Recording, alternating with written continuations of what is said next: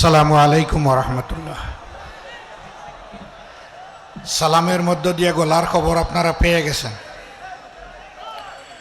গতকাল সকালে আমার গলা দিয়ে কোনো শব্দই বের হয়নি। খুব ভয়ে ছিলাম আজকে আপনাদের সামনে হাজির হতে পারবো কিনা। আজকে কথা বলার জন্য নয়, প্রিয় পঞ্চগড়বাসীর মুখ দেখার জন্য আমি এখানে এসেছি। কেমন আছেন আপনারা? আলহামদুলিল্লাহ রাব্বিল আলামিন ওয়াসসালাতু ওয়াসসালামু আলা রাসূলিহিল কারীম ওয়া আলা আলিহি ওয়া সাহবিহি ওয়া আহলি বাইতি আজমাইন। উত্তরের প্রান্তিক জনপদ ঐতিহ্যবাহী পঞ্চগড় জেলা শাখা কর্তৃক আয়োজিত বাংলাদেশ জামাত ইসলামীর আজকের এই জনসভার সম্মানিত সভাপতি, সম্মানিত জেলা আমির অধ্যাপক মৌলানা ইকবাল হুসাইন, মঞ্চে বসা কেন্দ্রীয়, আঞ্চলিক এবং স্থানীয় নেতৃবৃন্দ, বন্ধু সংগঠনের নেতৃবৃন্দ, বিভিন্ন ধর্মীয় সম্প্রদায়ের নেতৃবৃন্দ, প্রিয় পঞ্চগড়বাসী এবং সাংবাদিক বন্ধুগণ, আপনারা কঠোর করতাপ রোদের মধ্যে এখানে বসে আছেন, কষ্ট হচ্ছে। আমরা বিশ্বাস করি যে আপনারা আমাদের ভালোবাসায় এসেছেন, তাই না? তো সেই ভালোবাসাটা কার জন্যে? আল্লাহ তাআলার জন্যে। তো ভালোবেসে যখন এসেছেন, ভালোবেসে কিছু কথাও শুনতে হবে। শুনতে রাজি আছেন? প্রথম কথা হলো, সাংবাদিকদেরকে ডিস্টার্ব করা যাবে না। এইটা তাদের পেশাগত দায়িত্ব, এই দায়িত্ব তাদেরকে পালন করতে দিতে হবে। বলতে পারবেন না বসেন, বলতে পারবেন না সরেন। তারা যে যেখানে আছেন ওখানে দাঁড়িয়েই তারা তাদের দায়িত্ব পালন করবেন। আপনারা রাজি আছেন তো? ইন্নাল্লাহা মা'আস সাবিরিন। নিশ্চয়ই আল্লাহ যারা সবর করে তাদের সাথে থাকেন, আর আল্লাহ যাদের সাথে থাকেন তারা বড় সৌভাগ্যবান। আমার দ্বিতীয় অনুরোধ, আমার কথা হয়তো বা পুরো স্পষ্ট হবে না গলার কারণে, আমাকে ক্ষমা করবেন। অস্পষ্টতা আপনারা নিজেদের নিজ যোগ্যতা বলে পূরণ করে নেবেন ইনশাআল্লাহ। আজকের এই মঞ্চে দাঁড়িয়ে আমার আগে যে সমস্ত সহকর্মীবৃন্দ এই এলাকার কৃতি সন্তানদেরকে স্মরণ করেছেন, আমিও গভীর শ্রদ্ধার সাথে তাদের সকলকে স্মরণ করছি। আল্লাহ তাআলা তাদের সকলকে ক্ষমা করুন এবং জান্নাতের আলা দরজা দান করুন। পঞ্চগড়ের সাথে 22 সাল থেকে আমার সম্পর্কটা একটু ভিন্ন। এর আগে সারা দেশের মতো একটা জেলা ছিল পঞ্চগড় আমার কাছে। 22 সালের নৌকাডুবিতে যখন আসলাম, এই সংখ্যা কি 72 না 82 ছিল? 72 ছিল। আমরা চেষ্টা করেছি ক্ষতিগ্রস্ত পরিবারগুলোর কাছে যাওয়ার। একটাই ছোট শিশুকে কুলে নেওয়ার সুযোগ হয়েছিল। সেই শিশুটি আজকে এইখানে এসেছে। আমি বলেছিলাম যে ওরা একটু নিয়ে আসবেন, আমি একটু দেখব। এর নাম হচ্ছে দীপু। তখন তার বয়স হয়তো কম বেশি 2 বছর হবে। একেবারেই অবুঝ ছিল, কথাও বলতে পারতো না। সে ওই দুর্ঘটনায় মাও হারিয়েছে, বাবাও হারিয়েছে। সাধারণত ওরকম ক্ষেত্রে যাদেরকে কুলে নেই, অবুঝ বাচ্চা, আমরা চেষ্টা করি সে প্রাপ্তবয়স্ক না হওয়া পর্যন্ত, লেখাপড়া সম্পন্ন না হওয়া পর্যন্ত তার আর্থিক দায়িত্বটা আমরা পালন করার চেষ্টা করি। কিন্তু আমি দেখলাম যে আমরা যাওয়ার পরের দিনই এই এলাকার তৎকালীন সংসদ সদস্য এবং তার স্ত্রী গিয়েছেন। তারা গিয়ে বলেছেন যে এই বাচ্চার দায়িত্ব তারা নেবেন। ভালো, ওয়েল, সমস্ত ভালো কাজ আমরা করতে পারবো না, সবাই মিলেমিশে করার মাঝেই কল্যাণ। খুশি হলাম, যাক তার অভিভাবক পাওয়া গেল, তাও শক্তিশালী মিনিস্টার। আমি এখানে তার ভাই পরিতোষকে জিজ্ঞেস করলাম, ওই দায়িত্ব নেওয়ার পর প্রতি মাসে কি তারা তোমাদের কোনো খোঁজ নেয়? বলল জি না। আমি বললাম তারা কি কিছু করেছিলেন? বলে হ্যাঁ করেছেন। তারা কি করেছেন? যে ওর জন্য জামা কাপড় মাঝে মধ্যে দিয়েছে। তো ও জামা কাপড় দিলে খাবে কি? তার পড়ালেখার যোগান কে দিবে? আলহামদুলিল্লাহ আজকে আবার তাকে একটু কোলে নেওয়ার সুযোগ হলো। এই দীপু যতদিন পর্যন্ত প্রাপ্তবয়স্ক না হবে তার লেখাপড়া চলবে। আমরা এই পরিবারের সাথে প্রতি মাসের 1 তারিখে এসে হাজির হব ইনশাল্লাহ। এটা চলতে থাকবে ইনশাল্লাহ। আমরা এখানে দেখব না তার মা বাপ কোন ধর্মের মানুষ ছিলেন, আমরা দেখব তারা মানুষ ছিলেন। আমরা মানবতাকে টুকরা টুকরা করতে চাই না। আমরা ছোট্ট একটি দেশ, বিপুল সংখ্যক মানুষ, এই সবগুলা মানুষ আমরা মিলেমিশে থাকতে চাই, চলতে চাই। এর মাঝেই আমাদের গর্ব, এর মাঝেই আমাদের সৌন্দর্য, এর মাঝেই আমাদের শান্তি নিহত। আমরা এই বার্তা সারা বাংলাদেশের সমস্ত জনগণকে দিয়ে চলেছি। এখানে একটা কথা একেবারেই সাফ, এই কথাটি হচ্ছে আমরা এই দেশে কোনো মেজরিটি এবং মাইনরিটি মানি না। আমি আস্তে আস্তে রতনবাবুর বক্তব্য শুনছিলাম, তিনি বলেছিলেন আমি সংখ্যালঘু সম্প্রদায়ের একজন মানুষ। এই কথা আর বলবেন না। কিসের সংখ্যালঘু আর কিসের সংখ্যাগুরু? এই দেশে যেই মনীষে সেই এ দেশের গর্বিত নাগরিক। আমরা নাগরিকদেরকে কোনো ভাগ বাটোয়ারা ধর্ম কিংবা দলের ভিত্তিতে করার পক্ষে নয়। এই বদ হাসলত ছিল অতীতের পতিত স্বৈরাচারের। তারা এই জাতিকে ভেঙে টুকরা টুকরা করে মুখামুখি লাগিয়ে রেখেছিল। যে দেশের জনগণ ঐক্যবদ্ধ থাকতে পারে না, সে দেশের মানুষ মাথা সোজা করে সম্মানের সাথে বিশ্বের দরবারে দাঁড়াতেও পারে না। স্বাধীনতার 54 বছর গেল, আর কত বছর এরকম আমাদেরকে টুকরা টুকরা করে রাখা হবে? আমাদের স্পষ্ট ঘোষণা, আমরা কোনো মেজরিটি এবং মাইনরিটি মানি না। আমরা সবাই মিলে ইউনিটি, একটাই জাতি আমরা। আমাদের পরিচয় আমরা বাংলাদেশি। হ্যাঁ, তারপরে অবশ্যই আমার পরিচয় থাকবে আমি একজন মুসলমান, ইনি একজন হিন্দু, তিনি একজন বৌদ্ধ, হয়তো আরেকজন খ্রিস্টান। এই 4 ধর্মের বাইরে বাংলাদেশে অন্য কোনো ধর্মের লোক নেই। কিছু লোক থাকতে পারে যারা কোনো ধর্মেই বিশ্বাস করেন, তাদেরকে মানুষ এইথিস্ট বা নাস্তিক হিসাবে চিনে। যাই হোক, আমরা সবাইকে নিয়ে চলার পক্ষে। কিন্তু এটাও সত্য যে কেউ যেন কারো ধর্মীয় আবেগে খুচাখুচি না করেন, সুড়সুড়ি না দেন। এটা আমরা একেবারেই ঘৃণা করি, পছন্দ করি না। এরকম যদি কোথাও কোনো কিছু ঘটে, আমরা বলবো যে সম্প্রদায়ের মানুষ এটা করবে, প্রথম ওই সম্প্রদায়ের মানুষরা ওরে থামিয়ে দেবে। সম্প্রতি আমরা দেখেছি এরকম একটা ঘটনা ঘটেছে পটুয়াখালীতে। ঘটার পরে আমার হিন্দু সম্প্রদায়ের বন্ধুরা ওই ছেলেকে নিয়ে সমস্ত মানুষের সামনে হাজির হয়েছে। হাজির হয়ে বলেছেন, আপনারা যে শাস্তি চান ওই শাস্তি দেওয়ার জন্য আমরা তাকে আজকে নিয়ে এসেছি। ওই সবার পক্ষ থেকে জিজ্ঞেস করা হয়েছে সে ভুল স্বীকার করে কিনা। সে দাঁড়িয়ে কর জুড়ে বলেছে আমার ভুল হয়ে গেছে। তাকে জিজ্ঞেস করা হয়েছে এই জন্যে তুমি অনুতপ্ত কিনা। সে বলেছে আমি অনুতপ্ত। মাথা নত করে কথাগুলা সে বলছিল। ওখানকার বিজ্ঞ লোকেরা বলেছেন তার ভুল স্বীকার করা, আন্তরিকভাবে অনুতপ্ত হওয়া এবং যাদের মনে আঘাত দিয়েছে তাদের সামনে এসে ক্ষমা প্রার্থনা করা, এটাই তার শাস্তি। এর বাইরে কোনো শাস্তি দেওয়ার প্রয়োজন নেই। এটি হচ্ছে আমাদের সম্প্রীতির বাংলাদেশ। আমরা এটা পারব। বিশেষ করে আমি মুসলমান ভাই বোনদেরকে বলবো, মেহেরবানি করে অন্য ধর্মের ভাই বোনদেরকে কষ্ট দিবেন না কেউ। আমরা এটাকে ঘৃণা করি, অপছন্দ করি।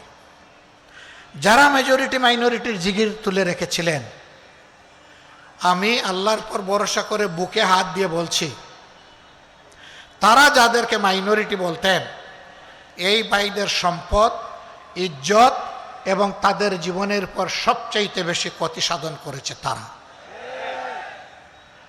আমি দাবি জানাবো, বাংলাদেশ সরকার এবং জাতিসংঘের যৌথ উদ্যোগে 1972 সালের 10 জানুয়ারি থেকে আজকের দিন অর্থাৎ 2025 সালের এই 26শে ফেব্রুয়ারি পর্যন্ত বাংলাদেশে যত ঘটনা ঘটেছে এরকম, সেইগুলা অনুসন্ধান করে তার শ্বেতপত্র বাংলাদেশের জনগণের সামনে প্রকাশ করে দেওয়া হোক। তাহলে জনগণ জানতে পারবে কারা সত্যিকার অর্থে মানুষ খুন করেছে, ইজ্জত লুণ্ঠন করেছে, সম্পদ লুণ্ঠন করেছে। সম্মানিত বন্ধুগণ, আরেকটি কথা আমাদের পরিষ্কার, ভারত সহ দুনিয়ার সকল দেশ আমরা একই বিশ্বসভার সদস্য, জাতিসংঘের সদস্য রাষ্ট্র। আমরা ভারত আমাদের নিকটতম প্রতিবেশী। আমরা আমাদের প্রতিবেশীকে অহেতুক কষ্ট দিতে চাই না, তবে আমাদের প্রতিবেশীও যেন আমাদের উপরে এমন কোনো কিছু চাপিয়ে না দেন যা বাংলাদেশের মানুষের জন্য সম্মানজনক নয়, অপমানজনক। যদি এরকম তারা কিছু করেন, দেশের স্বার্থে আমরা সেদিন ভূমিকা পালন করতে কারোর চোখের দিকে তাকাবো না। আমরা বিবেকের দিকে তাকিয়ে বিবেকের দায়বদ্ধতা থেকে আমরা আমাদের দায়িত্ব পালন করতে বাধ্য হব। পঞ্চগড়ের ন্যায্য কতগুলো দাবি ইতিমধ্যে উত্থাপিত হয়েছে। সদর হাসপাতালকে 100 থেকে 250 বেডে উন্নীত করা, একটি বিশ্ববিদ্যালয় কায়েমের দাবি, চীন এবং বাংলাদেশের যৌথ উদ্যোগে একটা বেসরকারি মেডিকেল কলেজ এখানে নির্মাণ কার্যক্রম শুরু হয়েছিল, অদৃশ্য হাতের ইশারায় বন্ধ হয়ে গেছে। এইটা পুনরায় চালু করে তাকে পূর্ণাঙ্গ রূপ দেওয়া এবং চিনিকল পুনরায় চালু করা, এসবগুলো দাবি ন্যায্য। তবে বিশ্ববিদ্যালয়ের ক্ষেত্রে আমার কথা আছে। পঞ্চগড় এখন কৃষিজ উৎপাদনে বাংলাদেশের একটা শীর্ষস্থানীয় জেলা।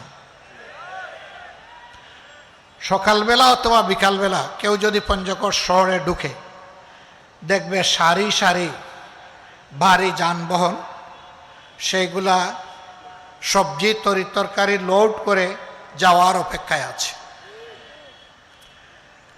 অথচ বিভিন্ন মৌসুমে যে সমস্ত সবজি এবং তরকারি উৎপাদন হয়, শুধু সবজি তরকারি না, এখানে কিন্তু এখন অনেক দামি ফলাদি উৎপাদন হয়। কিন্তু এগুলো সংরক্ষণের জন্য বাস্তব কোনো ব্যবস্থা নেই, সরকারি কোনো উদ্যোগ নেই। এগুলা সংরক্ষণ করলে কৃষি তার ন্যায্য পাওনাটা পেত কৃষক, আর জনগণ ন্যায্য মূল্যে এই জিনিসগুলো পেয়ে যেত সারা বছর। আমি দাবি করব এইখানে একটা কৃষি বিশ্ববিদ্যালয় চালু করা হোক। পঞ্চগড়বাসীর জন্য এটি হবে সবচাইতে উপকারী। সাধারণ শিক্ষায় শিক্ষিত হয়ে বেকারের মালা গলায় নিয়ে ঘোরার চাইতে একজন কৃষিবিদ 1 সেকেন্ডের জন্য কখনো বেকার থাকে না। আমরা সেই রকম একটা শিক্ষার বন্দোবস্ত এখানে করার জন্য জোর দাবি জানাই। আমার কাছে বন্ধুরা দাবি জানিয়েছিলেন, মনে হয়েছে আমি বোধহয় সরকার চালাই। না, আমিও আপনাদের মধ্যে একজন সাধারণ পাবলিক। তবে আমার একটা গলা আল্লাহ তাআলা দিয়েছে, এই জন্য যে দাবিটাকে যথার্থ মনে করি তার পক্ষে আমি চিৎকার দেওয়ার চেষ্টা করি। আপনাদের এই দাবির সাথে আমি একমত। এই দাবি এই সরকার কতটা পালন করতে পারবে আল্লাহ ভালো জানে, কিন্তু আপনাদেরকে কথা দিচ্ছি, এদেশের ইসলাম প্রিয় দেশপ্রেমিক জনগণের নেতৃত্বে যদি সরকার গঠন হয়, তাহলে আপনাদের দাবি হবে আমার দাবি, এবং দাবি আর উত্থাপন করতে হবে না। বরঞ্চ বৈষম্যহীন বাংলাদেশে যে এলাকা বঞ্চিত, সেই এলাকা সবার আগে তার পাওনা ফেরত পাবে ইনশাআল্লাহ। আর যে এলাকা পেয়ে গেছে তারাও বঞ্চিত হবে না, তারা পাবে তাদের ন্যায্য হিস্সা। কিন্তু আগে দেখা হবে বঞ্চিত এলাকাকে। আমি পঞ্চগড়কে এমনই একটা বঞ্চিত এলাকা মনে করি। বলছিলাম আজকের আমার আশাটা কিছুটা ইমোশনাল। ওই দীপুর কারণে, দীপুর মতো সে যারা মা বাপ হারিয়েছে তাদের কারণে। আমি তাদেরকে কথা দিয়েছিলাম, পঞ্চগড়ে আসলে আমি তোমাদের সামনে হাজির হব, তোমাদেরকে দেখার চেষ্টা করব।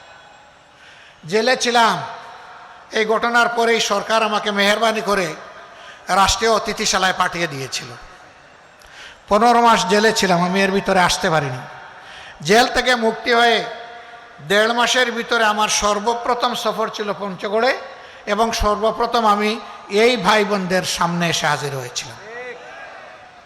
আমি এদেরকে বলেছিলাম, এটি আমার মুখের কথা নয়, তোমাদেরকে পরিবারের সদস্য হিসাবে ধারণ করলাম, যতদিন বেঁচে থাকি সেই ফিলিংস নিয়ে আমি বেঁচে থাকবো ইনশাআল্লাহ। আজকে তারা যারা এখানে হাজির আছেন তাদেরকে একই বার্তা দিয়ে যাচ্ছি, আমরা বাংলাদেশকে একটা মানবিক বাংলাদেশ হিসাবে গড়ে তুলতে চাই। আমরা বাংলাদেশকে আর গডফাদারদের বাংলাদেশ দেখতে চাই না, গড মাদারদের বাংলাদেশও দেখতে চাই না, মাফিয়া তন্ত্রের বাংলাদেশ দেখতে চাই না, ফ্যাসিবাদের বাংলাদেশ দেখতে চাই না। 2006 সালের 28শে অক্টোবর থেকে 2024 সালের 5ই আগস্ট পর্যন্ত ফ্যাসিবাদীদের হাতে যারা জীবন দিয়েছেন, আমি তাদের সকলের প্রতি গভীর শ্রদ্ধা জ্ঞাপন করছি। সম্মানিত ভাইরা, আপনারা জানেন, বিশেষ করে 24 আন্দোলনে যারা জীবন দিয়েছেন, আমি এবং আমাদের প্রিয় দল প্রত্যেকটি শহীদ পরিবারে গিয়ে আমরা হাজির হয়েছি, তাদেরকে সান্ত্বনা দিয়েছি, তাদের জন্য দোয়া করেছি, তাদের কাছ থেকে দোয়া চেয়েছি। এরপরে যারা আহত পঙ্গু হয়েছিল, আমরা এখন তাদের দুয়ারে দুয়ারে ঘুরি। এ সংখ্যাটা বিশাল, 34,000। এই মানুষগুলো সবার দুঃখ দূর করতে পারবো না, কিন্তু আমরা তাদেরকে বার্তা দিতে চাই, এই বেদনা এই কতটুকু তোমাদের নয়, তোমরা জাতির গর্বিত সন্তান, তোমরা জাতীয় বীর, আমরা আছি তোমাদের সাথে এবং আজীবন আমরা তোমাদের কাছে কৃতজ্ঞ। আমি যুবক ভাইদেরকে বার্তা দিতে চাই, আগামী দিনের বৈষম্যহীন, দুর্নীতি দুঃশাসন মুক্ত মানবিক বাংলাদেশ গড়ার জন্য তোমাদেরকে আরেকবার গর্জন করতে হবে, জেগে উঠতে হবে। আমিও তোমাদের সাথে থাকবো ইনশাল্লাহ। এখন বলবো, আপনি বললেন যুবকদেরকে, আপনার তো আপাদমস্তক সব সাদা দেখতেছি, নো প্রবলেম। আমার বাহ্যিক কালার সাদা হয়েছে, বুকের ভিতরের কালার আমার তরুণ আলহামদুলিল্লাহ। এবং সেই মানুষের মুক্তির মিছিলে আমি পিছনে থাকবো না ইনশাল্লাহ, আমি তোমাদের সামনে থাকব। আমাদেরকে কেউ কেউ মাঝে মাঝে এখনো ভয় দেখান, ধিক্কার জানে, তারা বলেন এই হলে ওই হলে আবার আপনাদের ফাঁসি হয়ে যাবে। আরে ভাই, কারে ফাঁসির ভয় দেখান? যারা শহীদ হওয়ার জন্য উন্মুখ, যারা পাগল, তাদেরকে ফাঁসির ভয় দেখান। এই ভয় করলে আমাদের নেতৃবৃন্দকে ফাঁসির কাস্টে দাঁড়াতে হতো না, পাতাটনের উপর দাঁড়াতে হতো না এবং ফাঁসির রশি গলায় নিতে হতো না। তারা হাসতে হাসতে ফাঁসির মঞ্চে গিয়েছেন। সুতরাং আমাদেরকে ভাই ভয় দেখাবেন না কেউ। এই ভয়কে আল্লাহ যেন চিরদিন জয় করার তৌফিক আমাদেরকে দান করে। আমরা ছাত্রছাত্রীদেরকে বলি, আল্লাহ যদি এই দেশ পরিচালনার দায়িত্ব আমাদের হাতে দেন, আমরা তোমাদেরকে এমন শিক্ষায় গড়ে তোলার চেষ্টা করব যেখানে তোমরা সৃষ্টিকর্তা আল্লাহকে ভয় করবে এবং দুনিয়ার শ্রেষ্ঠ কারিগরের হাত নিয়ে শিক্ষা প্রতিষ্ঠান থেকে বের হবে। একদিনের জন্য বেকারত্বের অভিশাপের বোঝা তোমাদেরকে বহন করতে হবে না। শিক্ষার সার্টিফিকেট আসবে হাতে, সেই সাথে কাজেরও অফার লেটার আসবে তোমার হাতে। এরকম একটা দেশ করতে চাই। মা বোনদেরকে বলতে চাই, সমাজের উন্নয়নে সব জায়গায় ইনশাআল্লাহ গর্বের সাথে আপনারাও ভূমিকা রাখবেন। সাথে যে দুইটা এখন জিনিস এখন পান না, সেই দুইটা জিনিসও পাবেন। একটা হচ্ছে মর্যাদা, আর একটা হচ্ছে নিরাপত্তা। এই মর্যাদা এবং নিরাপত্তার সাথে আপনারা দেশের উন্নয়নে অবদান রাখবেন ইনশাআল্লাহ। আসুন বাংলাদেশটাকে এমনভাবে আমরা গড়ে তুলি যে দীর্ঘ 54 বৎসরের যত জঞ্জাল সবগুলা শেষ করে দিয়ে আমরা যেন এমন একটি বাংলাদেশের নাগরিক হতে পারি, দেশে কিংবা প্রবাসে সর্বত্র বলতে পারি, আমি গর্বিত, আমি বাংলাদেশের নাগরিক। পঞ্চগড়বাসীর প্রতি আমার অনুরোধ, বাংলাদেশ জামাত ইসলামীকে যতক্ষণ ন্যায়ের উপর, মানবতার কল্যাণের উপর, সত্যের উপর দেখবেন, আমরা আপনাদের একটু ভালোবাসার কাঙ্গাল। একটু ভালোবাসা কি আপনাদের কাছে আশা করতে পারি? বড় দুর্বল কথা বললেন আপনারা। আমরা কি আশা করতে পারি? আলহামদুলিল্লাহ। ভালোবাসাই যখন দিবেন তখন একটু সমর্থন, একটু সহযোগিতা তো আপনাদের লাগবে। আপনাদেরকে আমরা পাশে চাইব দেশ গড়ার কাজে, আপনাদেরকে সাথে চাইব দেশ গড়ার কাজে, এবং আপনাদের বুকের বিছানায় একটু জায়গা চাইব আমরা। ওই জায়গাটা পেয়ে গেলে আমরা কথা দিচ্ছি ইনশাআল্লাহ মানবিক বাংলাদেশ আপনাদেরকেই সাথে নিয়ে আমরা গড়ে তুলব। আল্লাহ আমাদের সহায় হন। আল্লাহ হাফিজ। বাংলাদেশ জিন্দাবাদ। বাংলাদেশ জামাত ইসলামী জিন্দাবাদ। আসসালামু আলাইকুম ওয়া রাহমাতুল্লাহি ওয়া বারাকাতুহু।